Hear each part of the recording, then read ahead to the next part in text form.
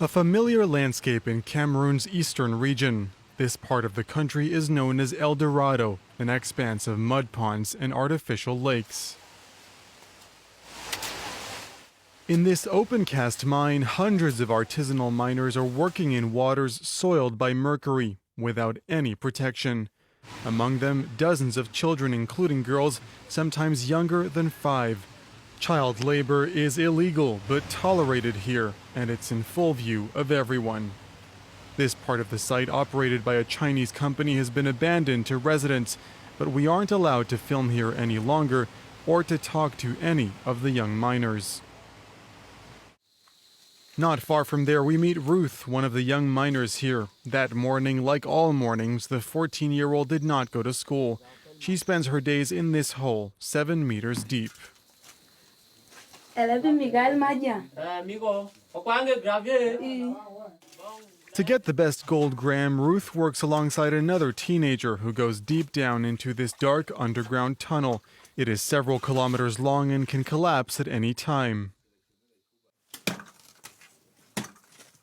An hour later, the teenager emerges from the pit. His pan is full. Ruth's work can now begin. She washes the gravel for hours to obtain this small amount of gold, day in and day out. She has never been to school. I've never been to school because my parents can't afford it. That's why I've been mining gold since I was young to support my family. I'm aware of the dangers in the mine, like the gas iron hill, working in a cave that can collapse at any time. I can contract diseases like scabies, meningitis or other infections in this dirty water, but I have no choice. It's a risky job and for very little pay. A few hours later, Ruth goes to the black market to sell the grains of gold to one of the many secret dealers in the area. He uses his scale to estimate Ruth's payout. Working with children does not bother the trafficker, to say the least. Usually a gram is bought at 30 euros, or 27 euros, or 38 euros. But we give children 15 euros for a gram. It depends, because they cannot bargain. We prefer to operate in secret. We cannot expose ourselves because the law prohibits children from doing this kind of work.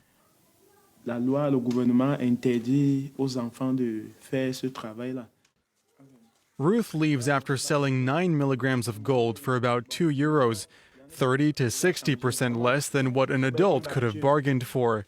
She then takes the money back home to her parents. Ruth's parents are former gold miners. Here, children are forced to replace their parents in the mines. Her family counts on what she earns to survive, even though her father is well aware of the risks.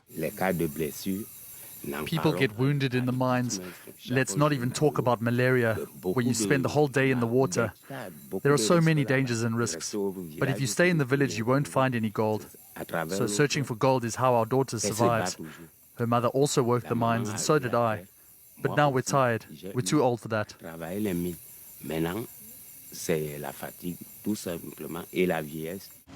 In Baturi, 90% of children, half of whom are girls, work in mines. According to the NGO these two men work for.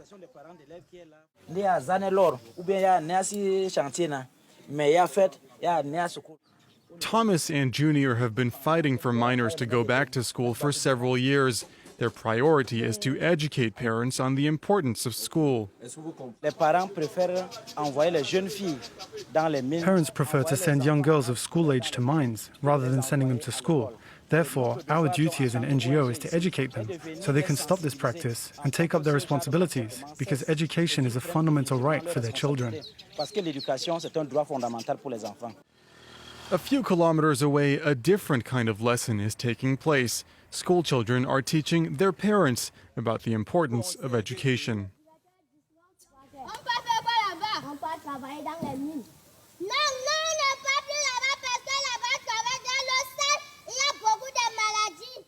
This man is the brain behind this skit. Eric left the mines in 2014. Today he is the director of this school and his goal is to re-educate young miners. The mine didn't help me move forward in life. Quite the contrary. It ruined me. I ended up working in the mines to repay my medical bills at the hospital. What really changed my life was enrolling in the government's teacher training program. I became a teacher in my hometown, and when my fellow villagers saw that, many decided to send their children to school.